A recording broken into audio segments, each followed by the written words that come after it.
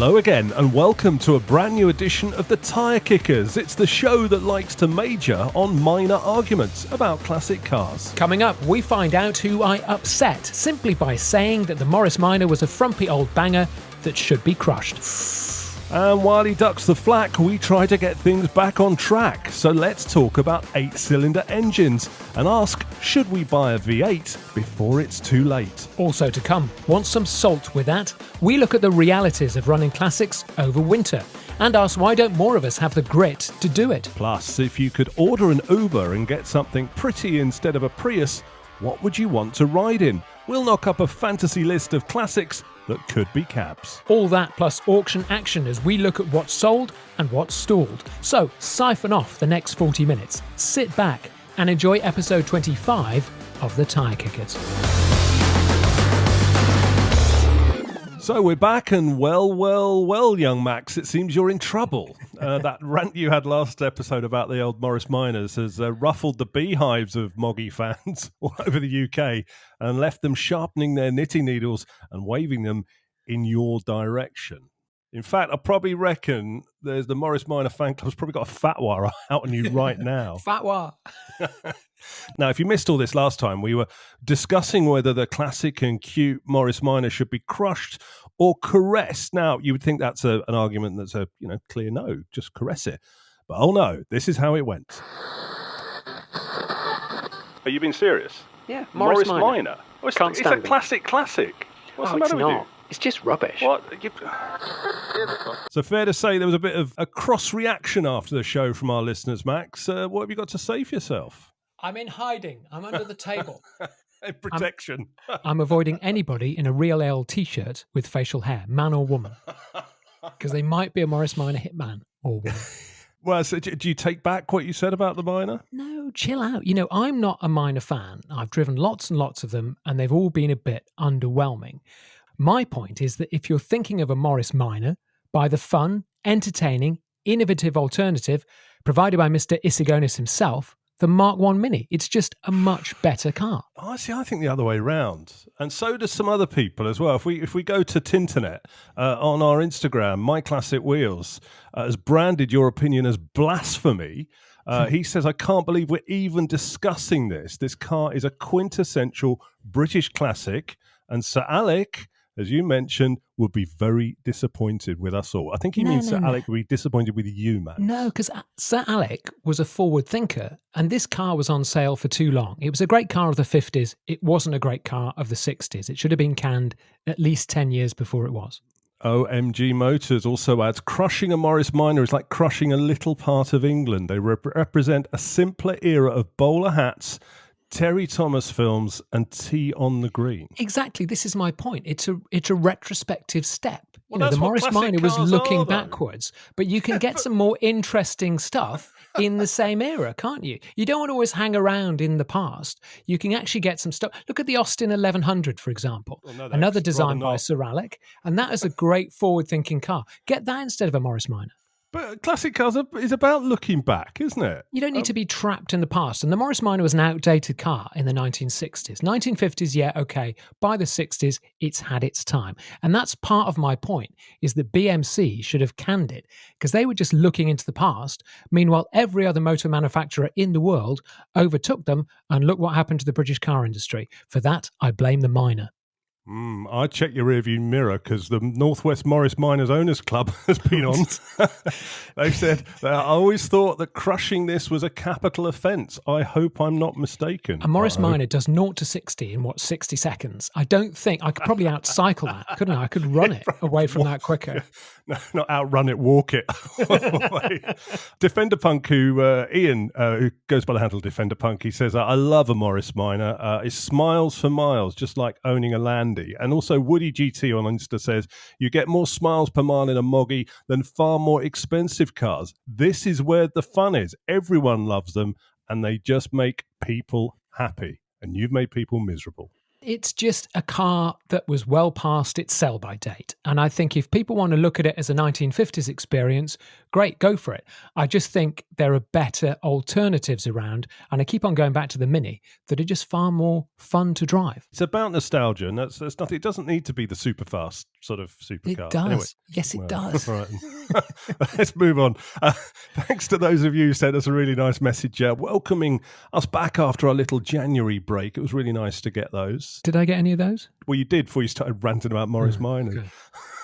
Some people that have missed us, and we're glad to be getting back into it, aren't we? So that's really, really good. We've also had out of our mailbag an invitation to a track day, Max. Oh, that's good. Not from the Morris Miners. No Morris Miners involved, let's hope. No, it's listener Kevin Bryant. He's invited us to the TR event. It's Thursday, the 10th of April at Castle Combe Race Circuit, just off the M4. He says that I could drive my Alpine around there or have a go in his TR3A. Could you imagine my Alpine going around there? It would just clap out. Yeah, but what are you going to do about the oil that it's leaking for the people behind you, skidding off the track? Well, there is that, but you'd be able to see my my racing lines, wouldn't you, from the track, the drips of oil. Oh, we took that corner a bit tight, or took a bit wide. Just park it up in the car park, and people can look at it. Another one of our listeners, Tony. Hello, Tony. He's going to that as well, and his TR. So yeah, it sounds like a good event. We'll see if we can get along. If you're interested in that, drop them a line. It's the TR Register event. It's on, as I say, 10th of April, Castle Combe, if you want to go along. They say they'll have 48 classic cars on the track, 12 at a time, and probably about another 25 being repaired. Hopefully a load more in the car park. And he says it's so much more to owning a classic than driving it to just a pub or a show. So, yeah, that's a good point. We should look into racing. Would you race your classic, Max? What, race a Mercedes SL? I don't think so, but that's a really slow auto box. I don't think it's going to win, let's face it. You'd be putting your foot down after the green light started and just, Nothing hold on a minute, happen. just change it up. I'm just writing a letter to the engine to get it to start. Meanwhile, Morris Minor be coming down on your outside. No chance.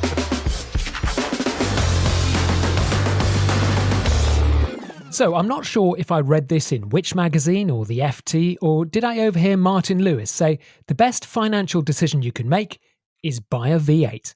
Okay, I didn't, but V8s won't be around forever, so is now the time to buy? Interesting question, because right now with all the yap about EVs and hybrids, many nice V8s are hiding in plain sight in the classifieds. But here's the thing, they'll never make them again. So we reckon now could be the time to bag yourself a tasty 8-cylinder warbler. So let's have a look at what's out there and see what you could get. What's the plan? Should we draw up a list on this, Max? You got any criteria? I think there are some rules. I think let's stick to a budget of around £20,000-ish. And to make things more interesting, you can pick 3 cars for me and I'll pick 3 cars for you, which of course you won't like. So let's get going. Here are my quick-fire 3 choices to give Matt the burble of a V8 in his life. First up, smack on budget and a popular car with a V8. This is an original MGB GT factory V8 and not a conversion. What do you think about this? Oh, not this again. It's a B with a V8 again, isn't it? You've got to think about it. It was that police car one you got obsessed with at the auction. That was cool. That was lovely. But it just looked like an MGB with a police V8 car. On. Hence the name. Well, it did look like a police car. But I do like a B, and we are talking about V8. So let's have a look and pitch it to me. I've got it on my screen. Open your mind. So you get the great MGB GT parts, you get the fact that it drives really nicely, and you get a nice V8 to replace the somewhat slow standard 1800. So I think MGB GTs are great driving cars. You can actually upgrade the rear suspension to make them tie down a bit more, and you don't have to upgrade the 1800 engine because you've got the V8 in there. I think that's a perfect package because it's got everything. It's got the MG-ness and it's got the great V8. Don't like the wheels. Now, those are the standard V8 wheels from the factory. You've got to have those. No, they're really nice. And it's got those horrible mirrors. Those horrible 70s mirrors. BL mirrors. Yeah, it has got those. And where's the picture of the engine? Oh, there is one. Picture 3. Sorry. You see that bonnet that's lifted? It's the dirty, oily thing. Yeah, doesn't it look dirty. great, a V8 in that engine bay? 21 and a half. What happened to the budget of 20 grand? That didn't last long, did it? Yeah, I said ish. Oh, yeah, you did say ish. It would need to come alive when you start it, because I've got to say, this white MGB GT on like kind of rubbish looking factory wheels doesn't look that exciting. is it going to make me excited to drive it? Does it make me think, thank God I rescued this V8? Yeah, they drive really nicely. There's lots and lots of upgrades to make them drive even better. The V8's pretty good as you leave it alone. It's a pretty good standard engine. And you get that nice MGB driving position, and you get the great burble of the V8. It really does sound good in one of those. Okay, well, not a bad start. As I say, it's not particularly wow, but I'll take your word for it that it's gonna drive really nice. Let's sort of go down the lineage. It stays MG, and here's a car that actually turned my head a couple of years ago. Literally turned my head. I heard one of these, and I thought, "What is that? That sounds good." And I turned around, and I thought, "What is that? It looks like some sort of modern MGB kit." So I went over to the owner and said, "Oh, what is it?" Because you've got to be funny. We've talked about this in the past with kits. You can't go up to people's cars and go, "Is it a kit, mate? What is it really?" So I said, "That's nice. What is it?" And he said, "It's the MG RV8." And I confess, I'd never seen one of these cars before, but to picture it and throw it up on your screen, it's essentially the modern looking MGB that was made in the 90s. Is that right? And yeah, this is a 95 one. And this was MG's own reboot of the MGB because they were bereft of ideas. So they thought, let's go back in time. I wonder if we've heard that before. So this is basically it's an MGB body shell. It's got a body kit on it. It's got a slightly more modern interior, and it's got a V8 in it. So I think as a kit of parts, it's quite good. It's let down by some slightly odd details, like the wing mirrors are a bit weird and the interior's it does look a bit kit carry, even though it's not. But you don't see many around, mainly because they didn't sell that many. And they would be a great V8 car to have because it's an MG, it's got a V8, and it's going to be a little bit more reliable and a little bit faster. Yeah, I think from the outside of the rear three-quarter, it's kind of what you naturally look at it. It's what the MGB, would have naturally evolved to. It kind of looks nice. It looks a bit more modern, but it's still got that classic styling. And I thought, oh, that's really nice. And the key thing to this is it sounded like a V8. It sounded really, really good. And I was sort of waxing lyrical to you, and I was like, "Oh, that's nice, that's nice." And then I looked at the interior. I went, "Ooh, it looked like a Rover 200 inside." Yeah, should we let's find the interior pictures? Actually, it's because it's got walnut and it's got some gauges. Yeah, but it's also got switches from Metros. I think this one I think the owners replaced the gauges actually, because the ones I saw look more like 90s Rover in. Yeah, I don't think this looks that bad, actually. I didn't really like them when they first came out, but they've kind of aged reasonably well. And for your money, you get quite a good package, don't you? You get an MG, it's a two-seater, and you get a V8. So that's not bad. And that one's going for $21,950. So, okay, right, straight to the next choice. It's a TVR Chimera. Wikipedia says Chimera is an animal in Greek mythology made from other animal parts. So clearly TVR's got a very good sense of humour. Rover V8, chassis from the TVR Griffith, and a rust-free fiberglass body, which is more than you can say for the chassis. So let's have a look at this. TVR Chimera 450 manual convertible, 19,995. I think they've got the price since I last looked at it. That shows you just how in demand this car is. So a TVR, I mean, that's the ultimate hairy-chested British sports car. What do you think of that?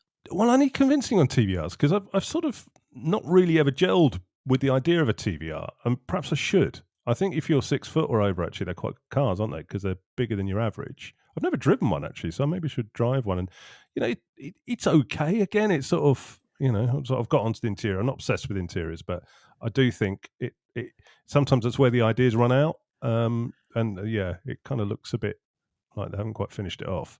But yeah, but sell it to me. Why would I like this? I think it's pretty much a basic sports car, isn't it? It's the perfect British sports car because it's got a big engine, it's rear-wheel drive. You can find most of the bits pretty easily. It's just uncomplicated. It's a bit like you, really. You're too kind. All right, well, sticking with V8s and thinking about what we can get for our money, you've made it a bit tricky with your 20k limit. It does rule a few tasty cars out, especially older, prettier ones. My first obvious choice would have been a Stag here, but as I've said, I love the sound, hate the interior. But if we're talking value for money V8s, I think we need to start with 3 letters max, AMG. And I'm going to go unusually into your territory of modern classics here. What?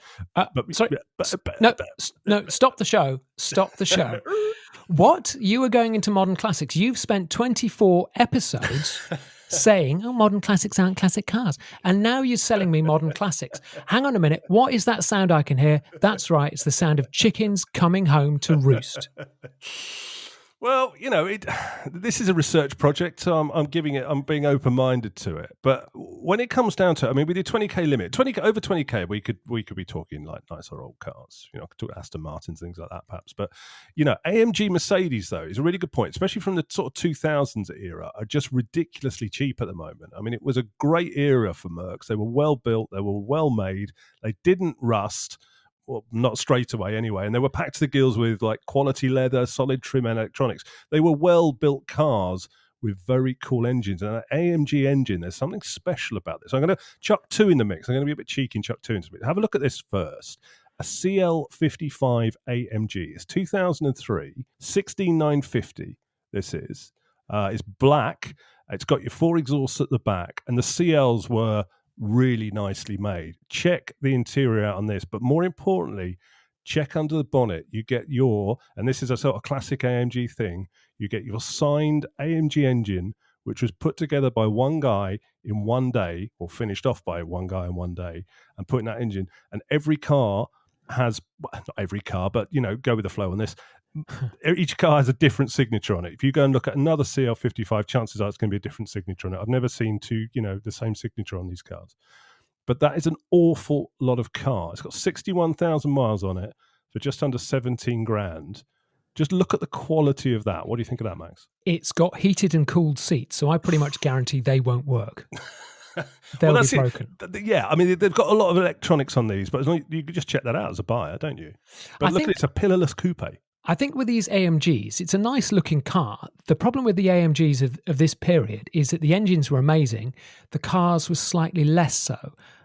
You connected a kind of pretty average car sometimes with a great engine. I had one myself. I had a C63 AMG Estate, and that had the 4-litre hot V V8. It was amazing as an engine.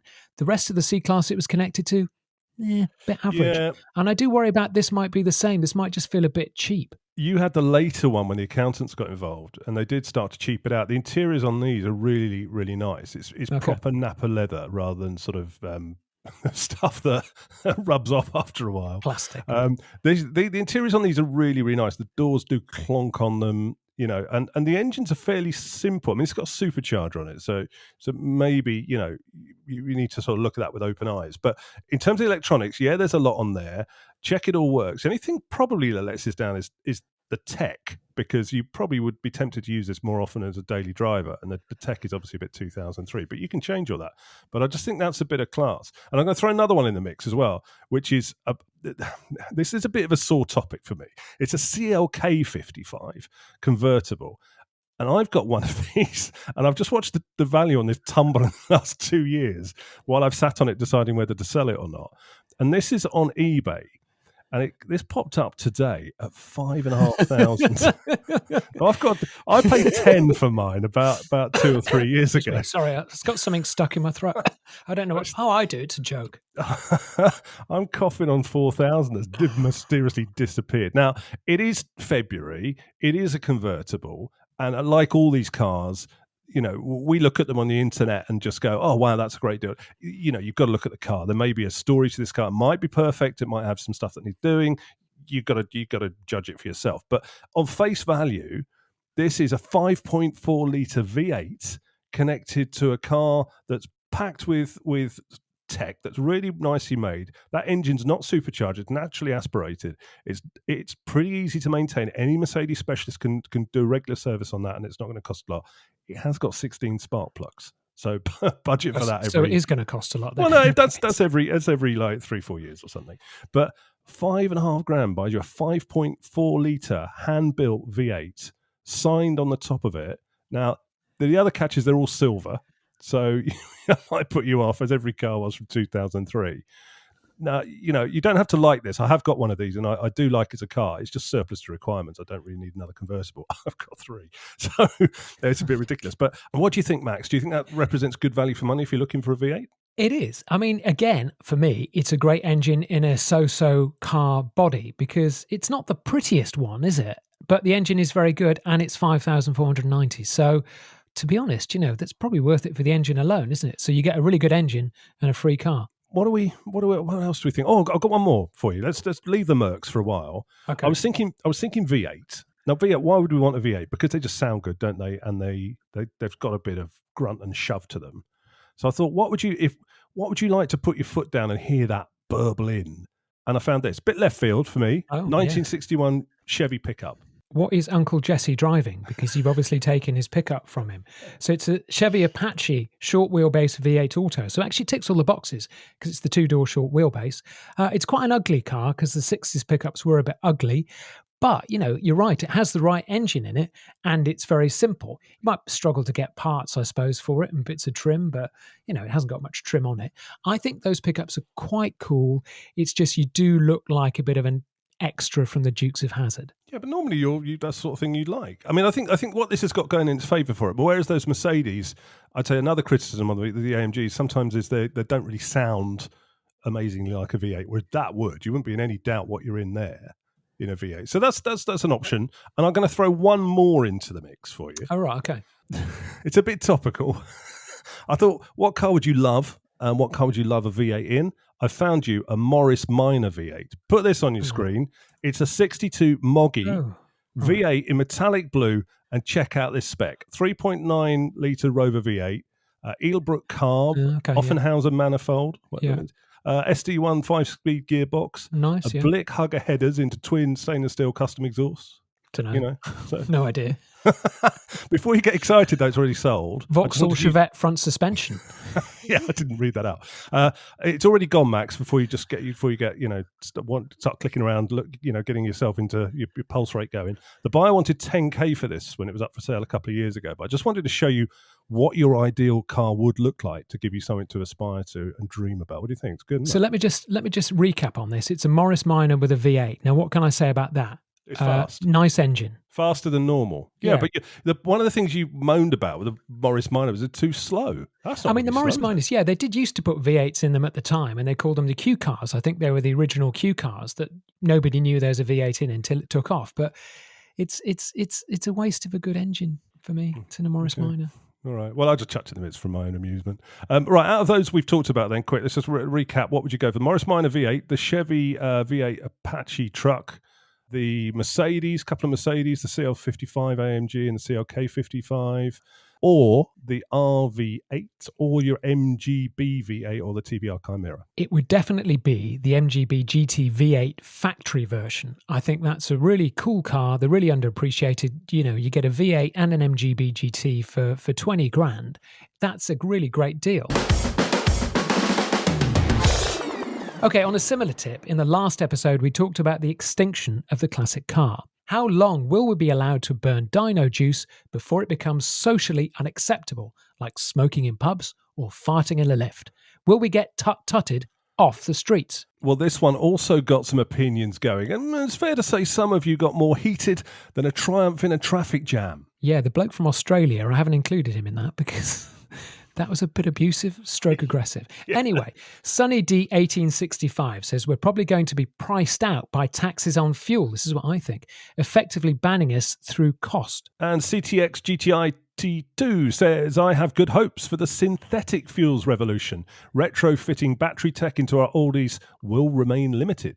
Nightfall Drives continues the sustainable fuel discussion, saying he's looked into buying a barrel of it, but it turned out to be too costly. Yeah, you can say the same with Guinness as well. KTCLM4270 says Harry's Garage runs his fleet on sustainable fuel. Interesting viewing. Now, if we go to the auctions, let's buy some cars while we still can. In the last episode, we highlighted a rare Mercedes W116 280 SE at Barron's Auction in Southampton. Now, this is the first S-Class saloon from 1979, guided at $4,500 to $5,500. I thought that was quite cheap. It actually reached a hammer price of $7,700. I reckon this is a great Silver Shadow alternative. I'm glad somebody else could see what I saw. That's up on your screen. It's a nice car, that. Yeah, you fancied that last time, actually. Yeah, I was sort of wondering whether it was just a bit bit too much of a dated taxi, but yeah, I think obviously somebody else saw the beauty in it as well, but and it went for some good money. So yeah, good spot, Max, good spot. Okay, some more auction picks. Coming up at the Iconics auction at Stoneleigh Park in Warwickshire is this great souped-up Mini. It's a 1965 Mini, which has been treated to the 1275 Aselli engine, twin carbs, hot exhaust, a Quaife limited slip diff, adjustable coilovers, quick steering rack. Show me a Morris Minor that will be as fun as this Mini. Look at that. What a corker. And if you're over 5'3", you'll need a chiropractor to see afterwards to get out of it. You're going to have a slip disc. Look at that interior. That's a proper tailored sports car interior, isn't it? I don't know about a slip diff. You're going to have a slip disc getting in it if you're over about 5 foot. Oh. Yeah, it's all right. It's all right. I can't get excited about that. Cafe racer. Oh, nice interior though. I like the interior. Now she's woken up. You've got my interest. It's got that sort of machine turned aluminium. Machine aluminium. That's it. Yeah, that looks really nice inside. That is nice, isn't it? And the engine is one of those ones that you would pop the bonnet up at a show. It's polished. Mine, when I take mine to a show, my Sunbeam Alpine, I'd lift the bonnet up so people ask, "Oh, what's that engine?" You know, I lift it up. Okay, there you go, and I hold the bonnet until and then slam it down, so they can't look at how I haven't cleaned it around the edges. There's the engine. Bye. What's that? Oh, yeah. Don't worry about that. Have a look at it. Yeah, I think that Mini Cooper is a corker. 65 Mini Cooper S with a properly tuned engine and suspension. That is a great buy. Estimate 18 to 24,000. I don't think you could do that for the cost of the parts. Coopers are pretty expensive anyway. I think with the engine parts and the suspension parts, you've pretty much saving money by buying that. Well, you're listening to episode 25 of The Tyre Kickers. Good to have you along. Now, picture this. You're in the pub and you want to get a taxi home, but you also like classic cars and you don't fancy a ride in the back of a SsangYong Rodius. That's enough to make you throw up on the car rather than in it. So this is a question. What's the perfect classic taxi? What's the most stylish classic car that could double as a cab and pick you up after a night out? Okay, my first choice is a classic taxi of the past. Probably the best taxi of all time. It's the New York Ford Crown Victoria taxi. Look at that in all its yellow glory. So this is the taxi that was all over America, and it was the American cop car. Absolutely perfectly suited for its job. Big V8, big extra oil cooler and engine cooler, big in the back. You can hose it down when somebody's been sick. And what a great looking car they are. Yeah, so I'm looking at this now, and just to describe it to you, if you watched like an American movie based in New York in the 90s and you saw Fifth Avenue or whatever, and you saw the taxis going up and down, this is the taxi you'd see, the bright yellow taxi with the rubbish steel wheels on it and the advertising hoarding on the top. Now, you've been in the back of one of these, Max. It's a bit like a prison van, isn't it? It is, because they also doubled as the cop car and they also doubled to take people to jail. But what it is, it's iconic. It's really well designed for the task. Great tough suspension, really nice ride. And also, anybody who's been in New York know it adds to the soundscape because everybody's on their horn all the time. And this had a particular type of horn which sounded really good. So I think this is the perfect taxi. If you've got a sea of Toyota Priuses outside a pub or a restaurant, this is going to stand out. It's going to stand out. You're going to be able to find it even a few pints in. But the problem is there's not actually that much room in the back. This one's got the big screen that went in between the front and the back taken out. But once that's in, you've got about sort of 3 inches to put your feet in. Every time I've been in these cars back in the sort of 90s and 2000s in America, I just felt like I'd been arrested. It's not a pleasant experience. It meant the taxi driver couldn't stab you and you couldn't stab him. Well, this is true. Everybody's a winner. But I'm not claustrophobic, but I felt claustrophobic in that. And if I was picking me up from the pub, I don't really want to cram in the back of this thing. And they normally have rubber seats, don't they? So you can wipe all the detritus off and the vomit and all that sort of stuff. So I'm looking for a bit more glam here. So let me throw this your way. Look at this. I'll put this on a screen. It's a bit kooky. It's French and it's not classic. So it's got a few things that might go against it. But it is a curveball. It's comfy. It's got 2 doors. So difficult as a cab, especially if you've had a few. But how cool would you look in this? A 2003 Renault Aventime. 2-door coupe of the Espace with the backside of a Renault Megane. Have a look. What do you think of that? Click on this link here. That page doesn't exist. I think okay. Yeah, somebody scrapped it already because it was only like $2,000 or something, 1,800 quid. Yeah, I think that one's probably broken down or it's back in the service bay at Renault. Right, go on. Have a look at this one. The next one is better. There's a black one. I really like these. Yeah. 2001 V6 Privilege. So it's got the sort of half leather seats and stuff. The problem with these is that they're not, they're a bit kooky. I mean, fun fact, they used to use these as executive VIP red carpet cars at the Cannes Film Festival. They were much more tricked out. Black windows, looked a lot more gangster and sexy.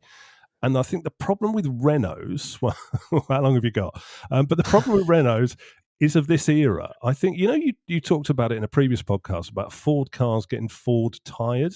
And I think Renault, aside from the engineering side of it, they have a problem. And this particular one, I think, is a good example.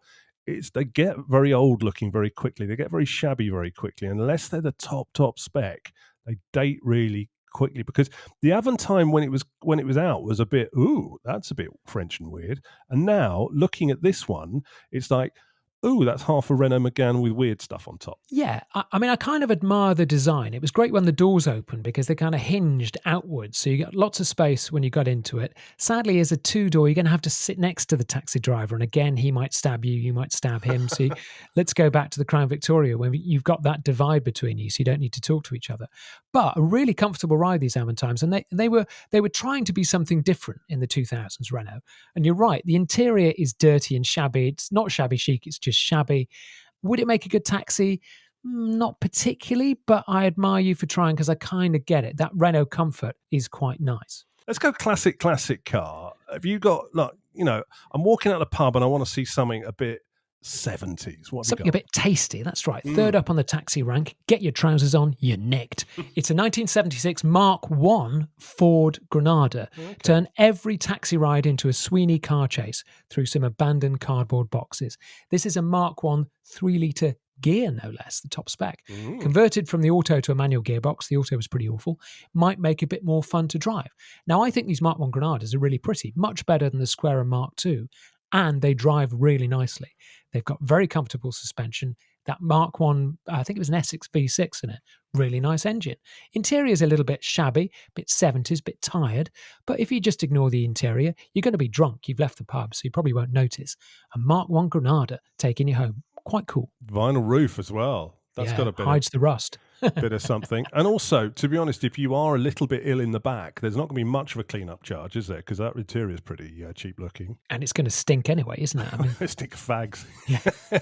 And do you think that's what'll make you throw up, the stink in the Granada. There'll be a cassette tape wedged in the cassette thing, just playing ELO over and over again. Or could it be an 8-track? Oh, just imagine that. Yeah. Yeah, I think, right, out of those three, I don't like the Crown Victoria. Aventime, I think, would probably be back at Renault being serviced or not, or having some electrical problem outside the thing. So I'd go the Granada out of those three. But let me throw some more in the mix, because I've got a better one. Okay, right. So I'm going to build up to it. I'm going to build up to it. So firstly, I think what would be more cool to turn up, I reckon, a classic Range Rover, not the one that the builders drive now that everybody nicks, but one of the early ones, the two-door ones. I think they still nick those as well, don't they? But the two-door ones, two doors are very nice. The two-door Range Rover Classic, that's a good choice. But again, you have to talk to the driver. What time did you start? What time you're going to knock off? You've been busy, that kind of stuff. That's true, because you've got to sit next to them. Well, about maybe an old Merc S-Class then, like one of the late 60s ones, a W108. I'd happily ride in that. That's a good choice. That is a proper cool car. Series 2 Jag XJ, late 70s, bit tight in the back. You would be. You can have the long wheelbase one. The long wheelbase is a bit better. That's quite nice. Feel like a mare, wouldn't you? Going home. But here's one I think you will agree on. I think the ultimate classic car taxi. If I opened my classic car Uber app and I had a choice of cars, and what was going to pull up outside the pub and glide me home, Rolls-Royce Silver Shadow. When I just book that and go around in circles. Well, actually, not the Silver Shadow, the Wraith, which had the 4-inch long wheelbase and the divider between the driver and the passenger that you could wind up and wind down. So the Wraith is probably the perfect choice. It would be. Although the only thing with probably a Rolls Royce and an XJ is, normally you say to the taxi driver, excuse me, mate, can you just take me a cash point? Because I've run out of cash. They'd have to say to you, excuse me, mate, do you mind if I just pull over some fuel? Because we're running a bit low. So you'd have to stop and wait for it to fill up, especially the XJ that had to have the two petrol petrol pumps going at once, wouldn't but they? the reserve tank always had rust in it. So as soon as you switched to the reserve tank, it choked up the carbs. I remember that on those But X-Trails. I think a roller would be. I mean, that would be a bit. I think of you're right. class. A roller wins out, hands out. So here's a final thought and a question to the listener. Would you pay extra for a classic cab? Because you could pay extra for an executive Uber, can't you? So would you pay extra for a classic cab? And how much more? A Silver Shadow? Oh, it's going to be a lot, isn't it? 100 quid a journey? So the cold snap in the UK has kept us all indoors for the winter, but are we missing out? Should classics be used all year round? Now, I put my Merc in storage away in November with pumped up tyres, a soft car cover and a battery charger, and I've used it just once since then. Is that wise? Is it doing more damage than good? What about you, Matt? Well, I'm the same. The Sunbeam is asleep in storage and keeping out of the cold, and I'm probably not going to wake it up, to be honest, until the temperature goes up. But listener Jonathan Maltby got in touch with us here and was asking about this. He says his Series 1 Landy has lived outside for the past decade, and he just washes the underside down once a week if the roads have been salted and leaves it otherwise. So he asks, is it better to just keep driving through the winter, or are people right to hide their classic cars away? What do you think, Max? It's a tough one, isn't it? Because I think if you drive on salt, the car is going to disintegrate in 30 seconds. You know, salt is our enemy to cars that rust. Secondly, if you do drive on salt and then you give it a good wash, are you going to get it all off? And then do you have to put the car away in the garage wet, which again, it rusts and disintegrates in 30 minutes flat. So I'm always a bit cautious because there's not really much of a gain to take it out, apart from obviously keeping it lubricated. And I think with Mercs, they always suggest that you should get them going every 2 or 3 weeks. Well, I've definitely not done that. You know, I've left it alone for at least 6 weeks so far. I think that's bad. I've just got to cross my fingers. I do pump the tyres up so I don't get flat spots. It's on a battery charger and my unit's pretty dry, but it's all the fluids and it's all the pipes and it's all the rubber. Does it go off? Is that a bit of a risk? Well, there is that, especially with the ethanol and the fuel and that stuff. So the argument against that would be to run it out quite a lot. I mean, I saw a guy in an MGB bombing along the lanes. It was freezing this weekend, but he was in a bobble hat with the roof down. I thought, good God, good on you. But I did get a little bit jealous because mine sort of in storage was, like you say, with the tyres pumped up and it's on a battery charger, and I've kind of written it off until the weather gets better and the salt goes. But on those nice sunny days, would you be better running out? You probably are. I think it probably depends what type of car we're talking about here. Jonathan's talking about Series 1 Land Rover. And that's a car that's designed to kind of be in the elements, isn't it? Yeah, it's easy to wash down. You can get to it, for starters. You can get a jet wash underneath it. Well, most other classic cars are quite difficult to jet wash. And again, when you start taking a jet wash to a classic car, what damage are you going to do? What are you going to find? What are you going to uncover? Oh, blimey, jet wash. Oh, I didn't put a jet wash on my car.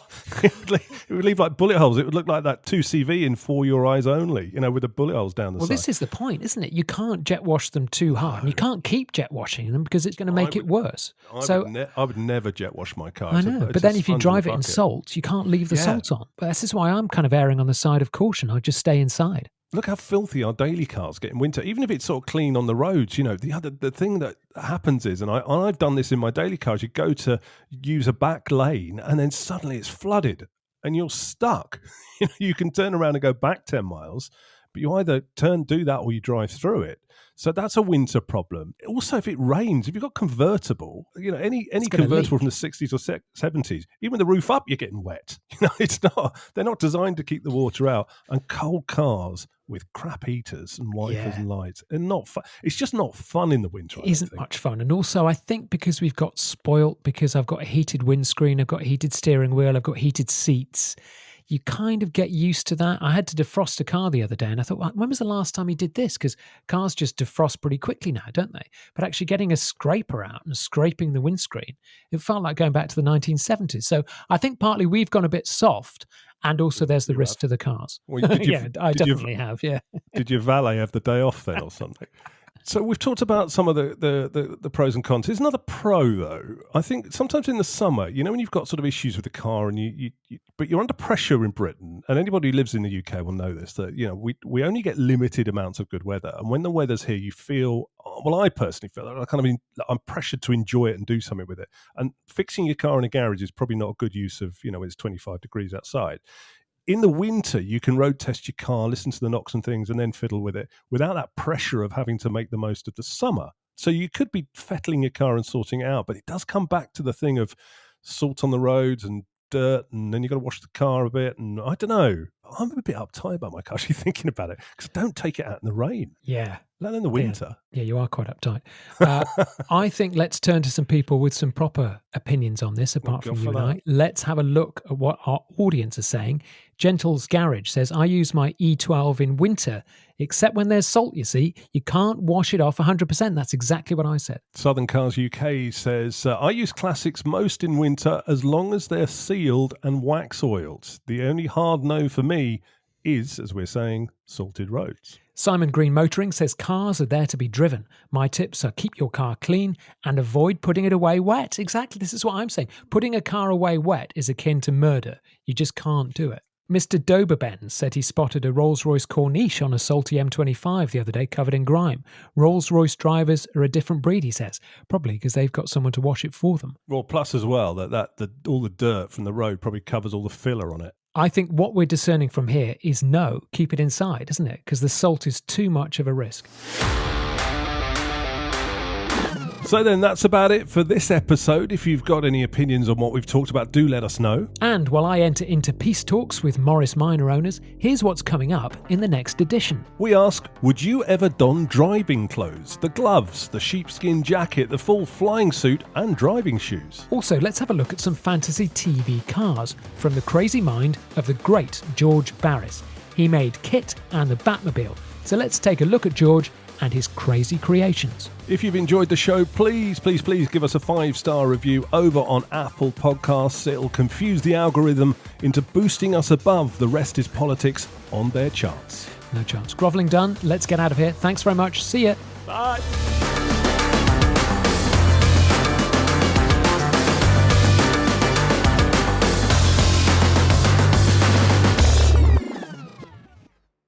I think it was a bit of my Malaysian noodles just stuck there. So I was doing that. It's funny because I just wiped a little bit of steak pie off my lips.